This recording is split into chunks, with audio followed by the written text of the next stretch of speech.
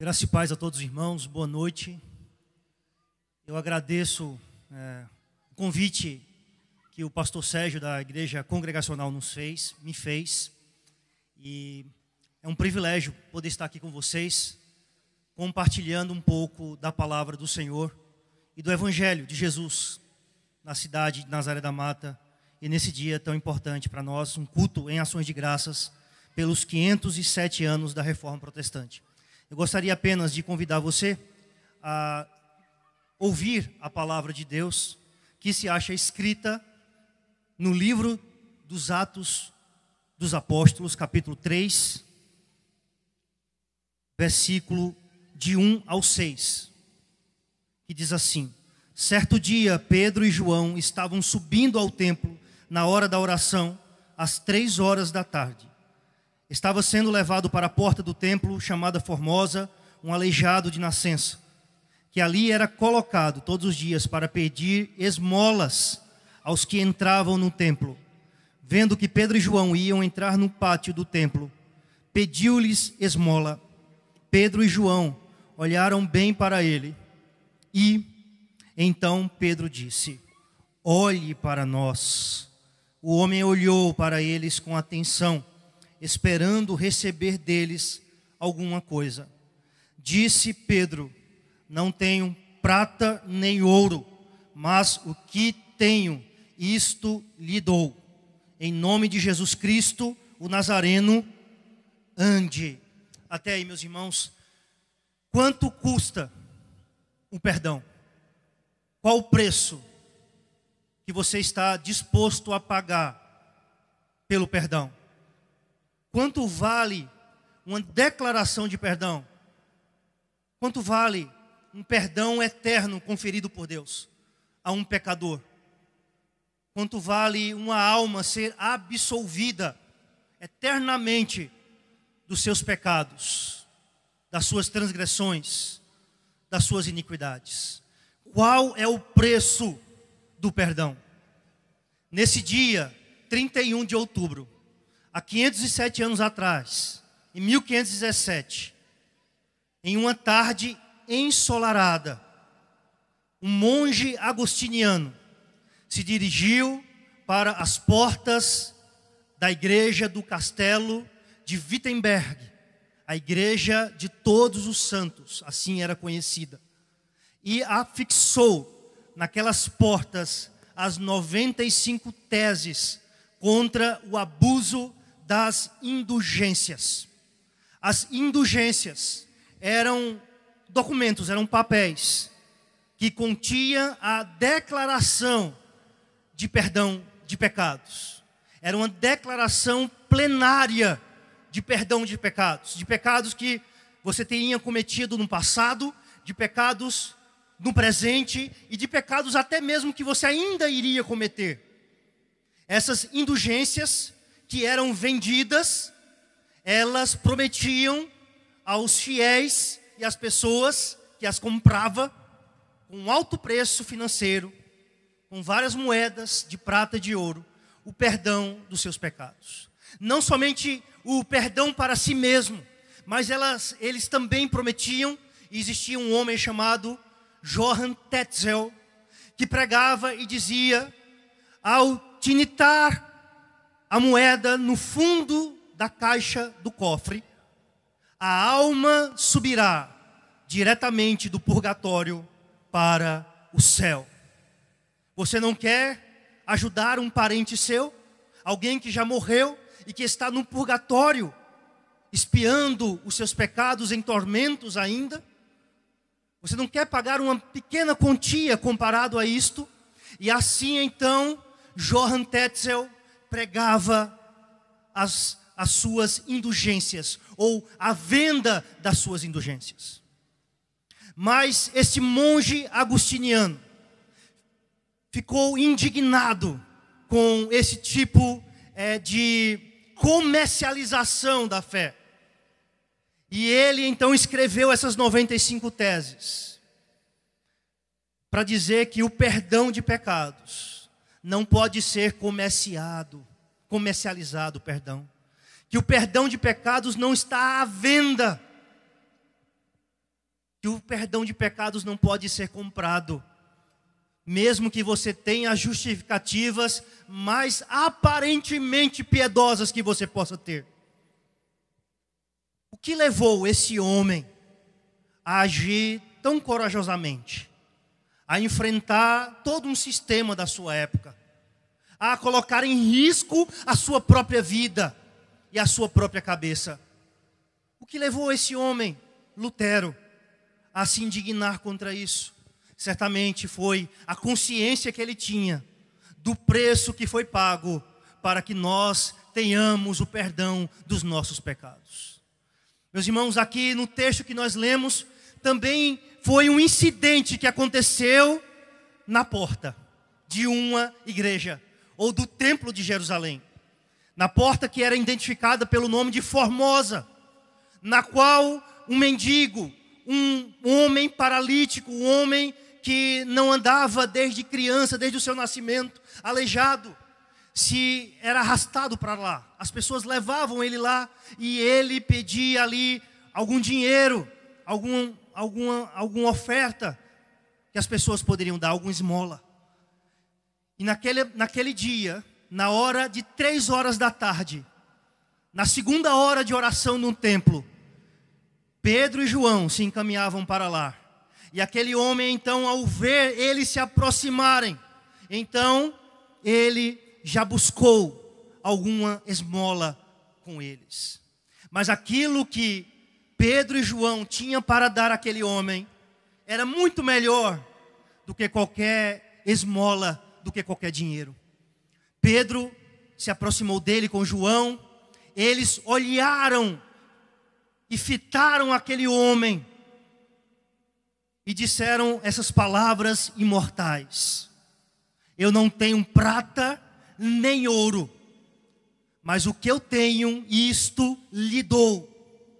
E o que eles dão àquele homem é isto: em nome de Jesus, Jesus Cristo, o Nazareno, ande. Para que não fosse nenhum tipo de dúvida sobre quem eles falavam. Eles não tinham riquezas, eles não tinham impérios, eles não tinham grandes e suntuosos templos, eles não tinham recursos humanos, mas eles tinham algo que era mais especial, que é infinitamente maior do que qualquer coisa que os nossos olhos possam ver nesse mundo e que as nossas mãos possam apalpar, que era o nome precioso de Jesus Cristo. Não existe nada mais precioso do que ter o nome precioso de Jesus Cristo. Mas, meus irmãos, o problema de parte da igreja nesses nossos tempos é que a igreja muitas vezes ela tem tudo. Ela tem belos templos, ela tem dinheiro, ela tem prata, ela tem ouro, mas falta a ela muitas vezes o essencial, que é o nome precioso de Jesus Cristo. E a igreja do Senhor, a verdadeira igreja, ela só pode ter o nome precioso do Senhor Jesus quando ela considerar Jesus, quando ela considerar o seu nome acima de qualquer outra coisa, quando de fato somente Cristo estiver nos nossos lábios e nos nossos corações. E assim, estes homens também, naquela porta do templo, muito mais antes do que 1517, logo no primeiro século, há mais de 2000 anos atrás, uma história mais antiga, mas que também, na porta daquele templo que se chama Formosa, aconteceu algo também que marcou aquela geração, marcou aquela cidade, marcou a vida daquelas pessoas. Tal como também, em uma proporção menor, as 95 teses de Lutero mudaram radicalmente a igreja, impactaram a igreja da sua época e da sua geração. E isso se espalhou por toda a Europa.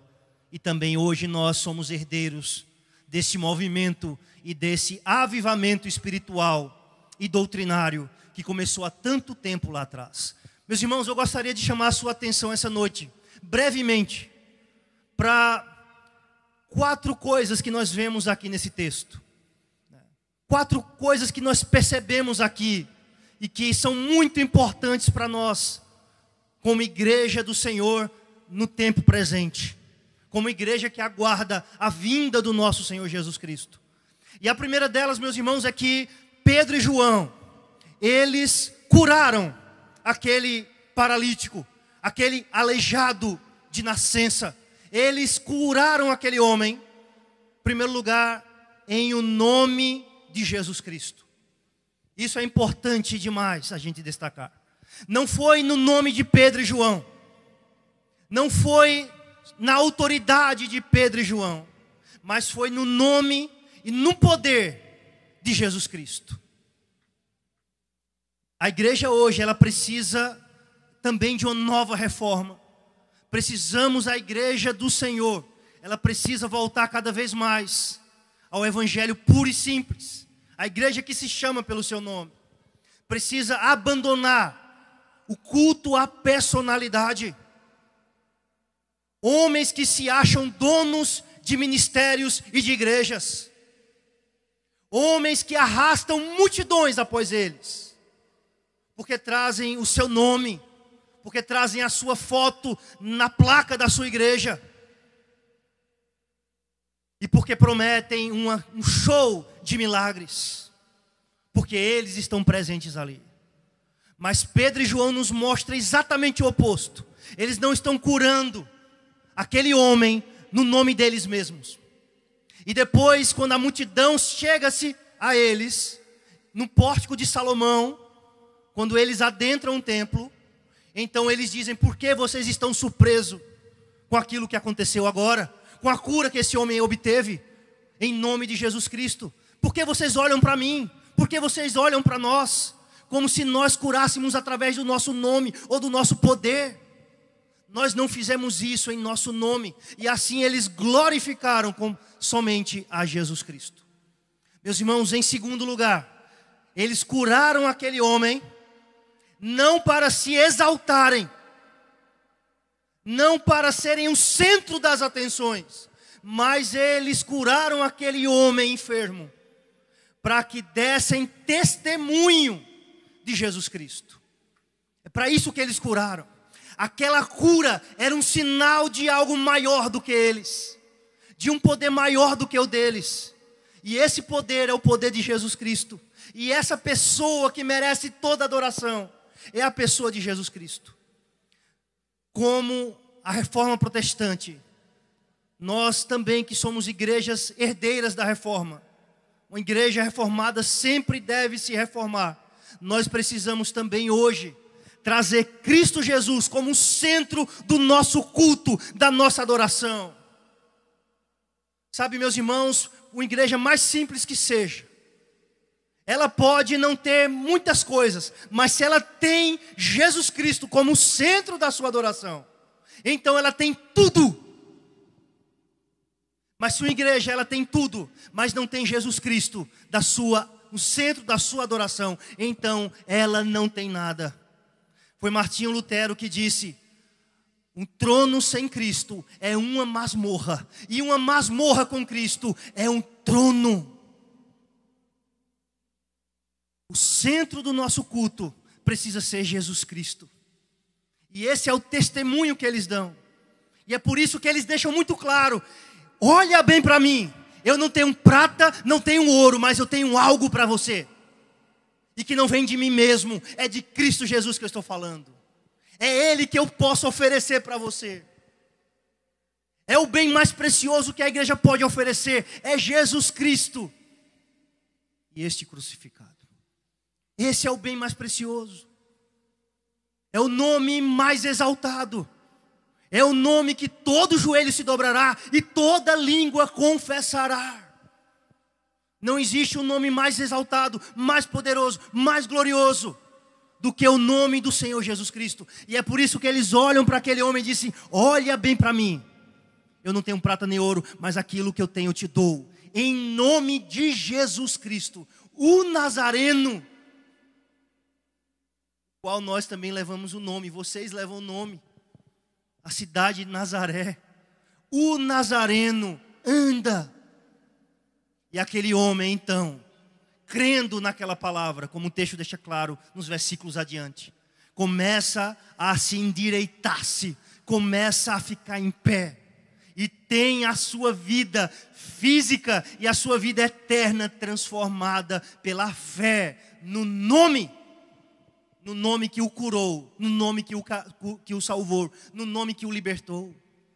Esse nome é o nome de Jesus Cristo. Que nós nunca nos cansemos, meus irmãos, de clamar o nome de Jesus, de falar do nome de Jesus. Que Ele seja o nosso alvo. E é isso que mostra esse texto. Mas em terceiro lugar, esse testemunho, ele é um testemunho sobre algo de Jesus. E em terceiro lugar, o testemunho sobre Cristo e esse ressuscitado. Porque se Jesus, se o nome dele é poderoso para curar aquele aleijado, então é porque ele, que foi morto, ressuscitou. E essa é a palavra que os apóstolos trazem depois dessa cura. Vocês crucificaram o autor da vida, mas Deus o ressuscitou dentre os mortos. E aquele milagre era uma prova inequívoca que Jesus estava vivo, que Jesus é poderoso, que ele não permaneceu no túmulo, porque se ele houvesse permanecido no túmulo, então não haveria poder para salvar. Ele não estaria vivo, mas seria como algo que tem olhos, mas não vê, e ouvidos, mas não ouve. Seria algo inútil para salvar, para curar aquele homem aleijado. Mas esse milagre prova que há poder, porque Jesus ressuscitou, porque há poder, porque Ele está vivo, há poder porque Ele foi exaltado, como diz a palavra que Ele foi exaltado. E é por isso que o nome de Jesus é poderoso. Nós não servimos a um Deus morto. Nós não servimos a um Cristo que permaneceu pendurado no madeiro. Mas Ele foi morto, foi sepultado e ao terceiro dia ressuscitou. Ele está vivo. E todo aquele que invocar o nome do Senhor Jesus Cristo, o Nazareno, será salvo. Mas como invocarão aquele em que nada ouviram? Como ouvirão, se não há quem pregue? Como pregarão, se não forem enviados? Meus irmãos, esse texto mostra para nós isso, que Jesus está vivo, que Ele ressuscitou.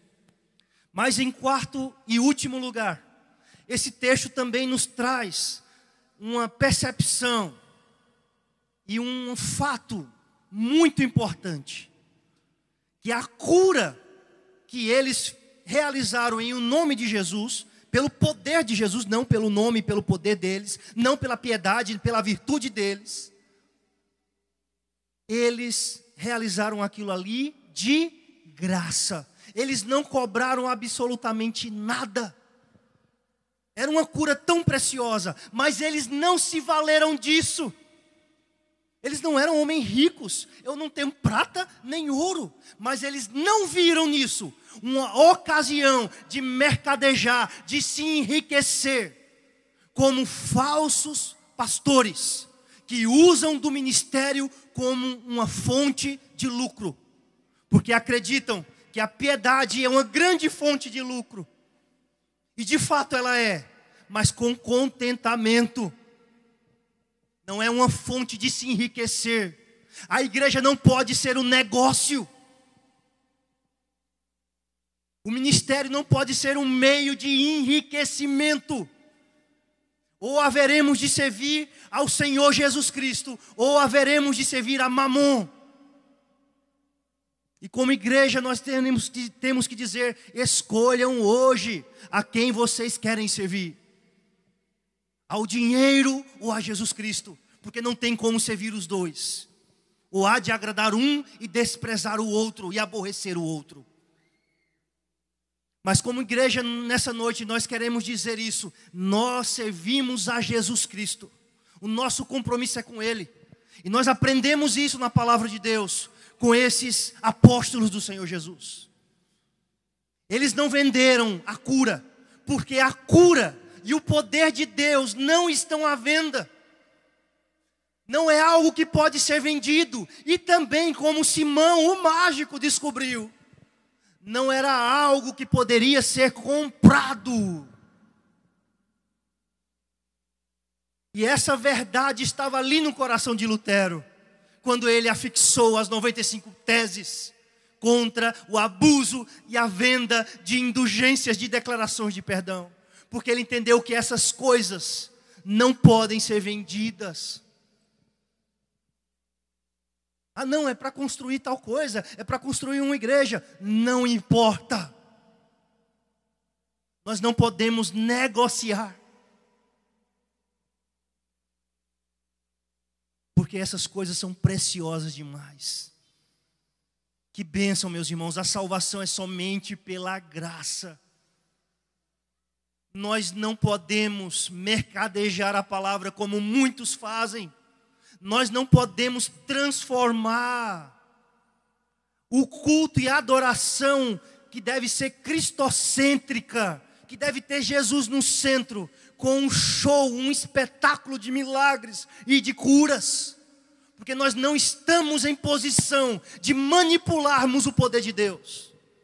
Nós somos instrumentos dele.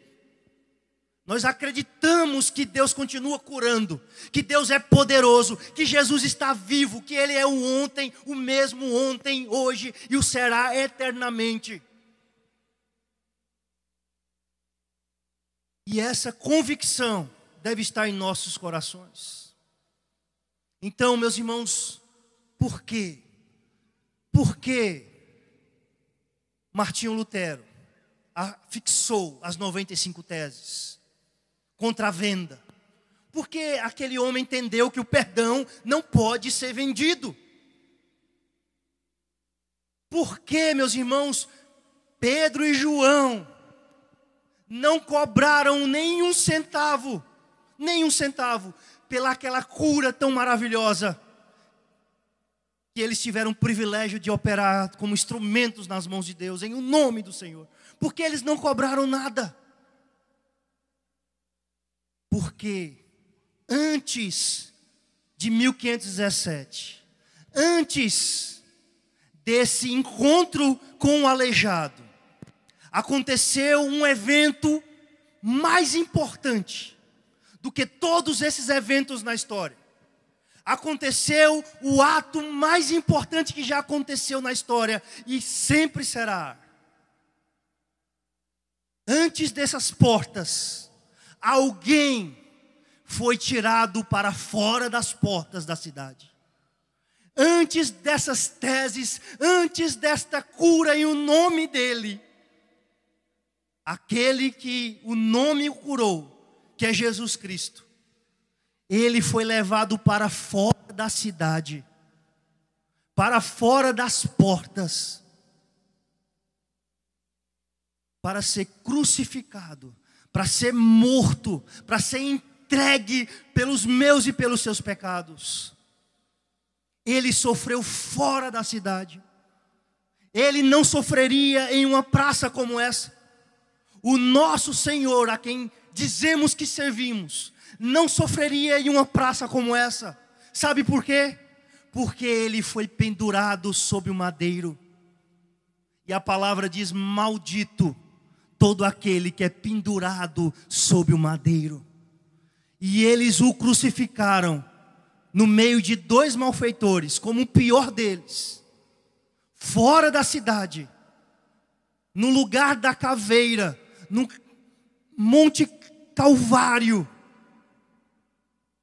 Eles o crucificaram como um homem amaldiçoado fora da cidade, para que o seu sangue não trouxesse maldição sobre Jerusalém.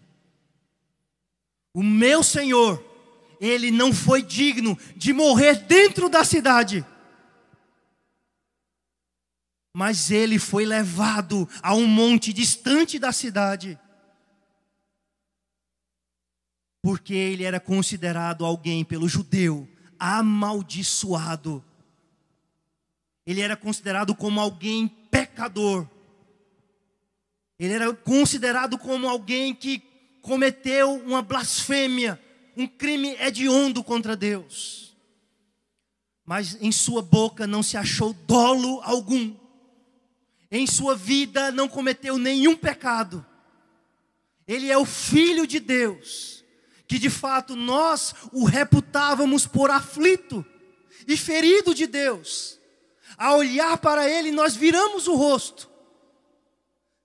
Nós ficamos pasmados porque ele não tinha mais aparência humana. Ele era o mais rejeitado e desprezado entre os homens, homens de dor, e que sabe o que é padecer. Nada havia nele, nenhuma beleza, nenhuma formosura, nem nada fisicamente que nos atraísse. Pelo contrário, olhávamos para ele e simplesmente dizíamos: de fato ele está sofrendo, porque ele está sendo punido por Deus. Ele está sofrendo porque nós considerávamos ele como um aflito, como um ferido de Deus. Mas de fato, ele foi ferido pelas nossas transgressões. Ele foi moído pelas nossas iniquidades. O castigo que nos traz a paz estava sobre ele.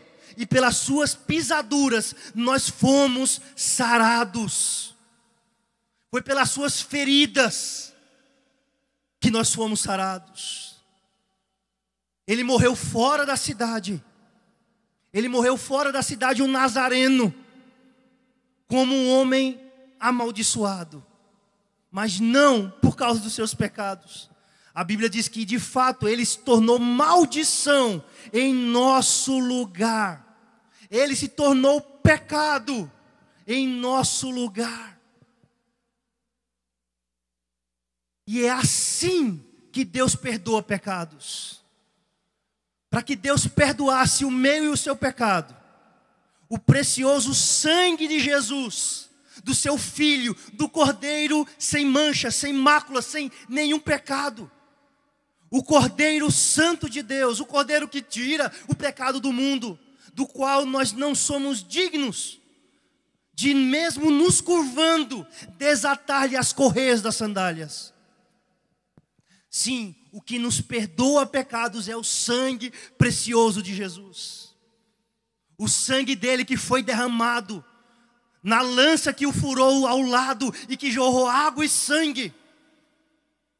Do sangue que foi jorrado das veias do Redentor Jesus. É isso que perdoa pecados.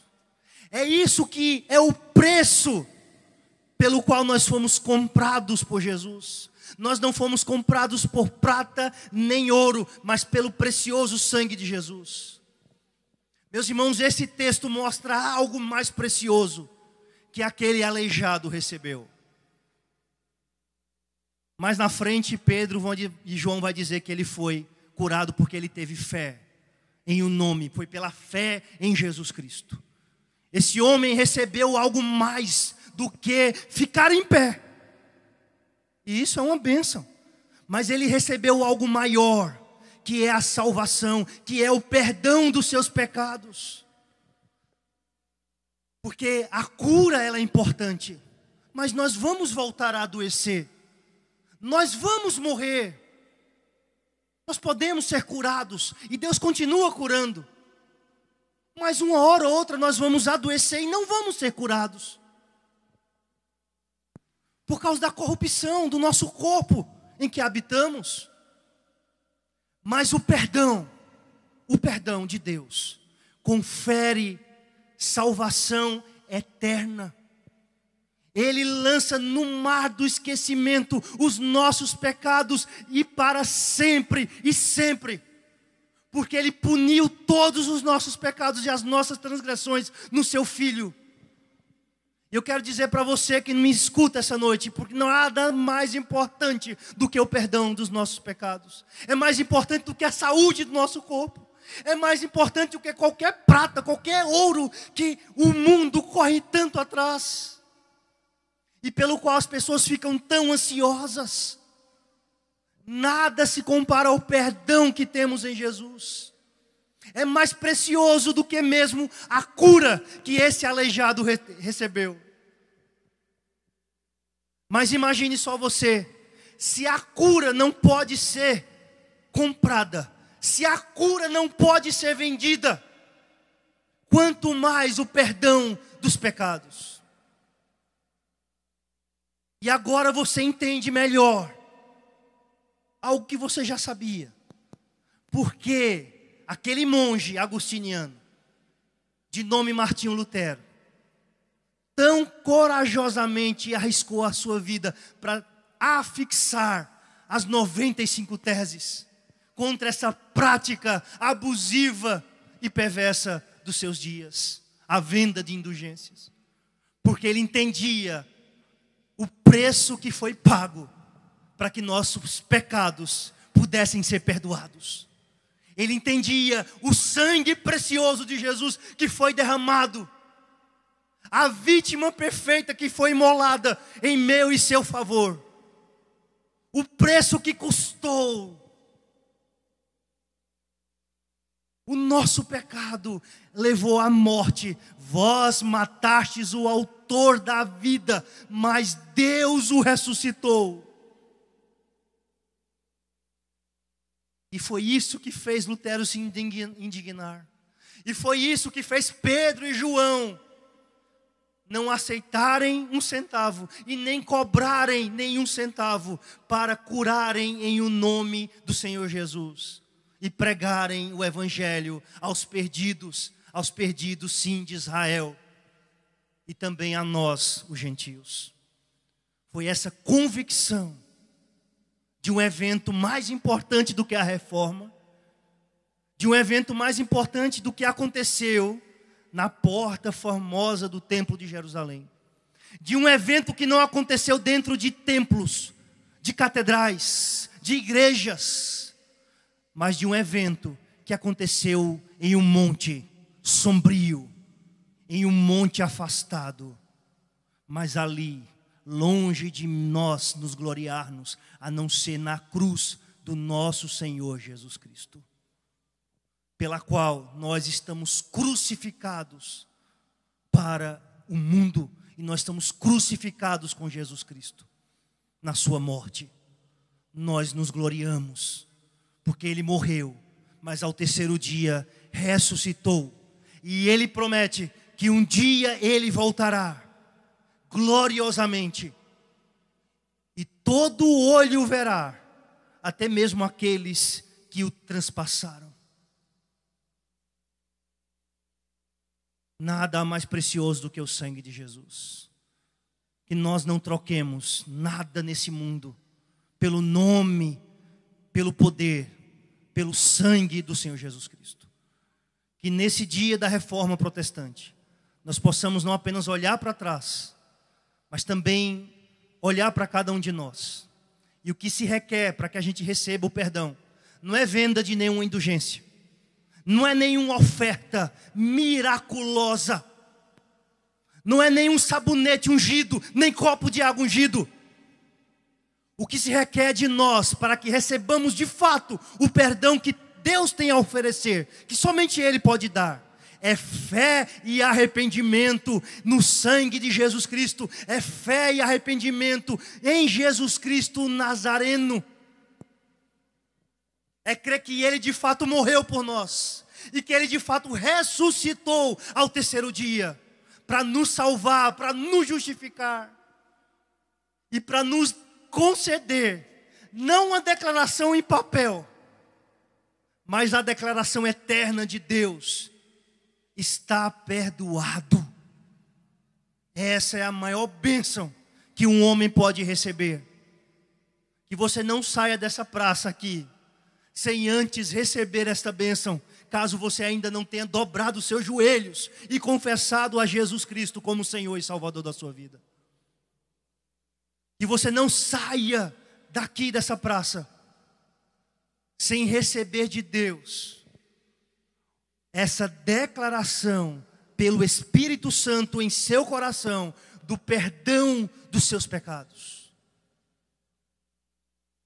Você não saia, que você não deixe para amanhã, Se arrependa e creia, porque está próximo o reino de Deus.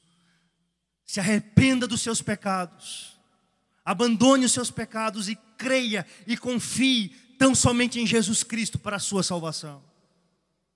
Ele é o único nome dado nos céus, na terra e embaixo da terra, pelo qual importa que sejamos salvos. Jesus Cristo, o Nazareno, a Ele toda a glória, toda a honra e todo o louvor.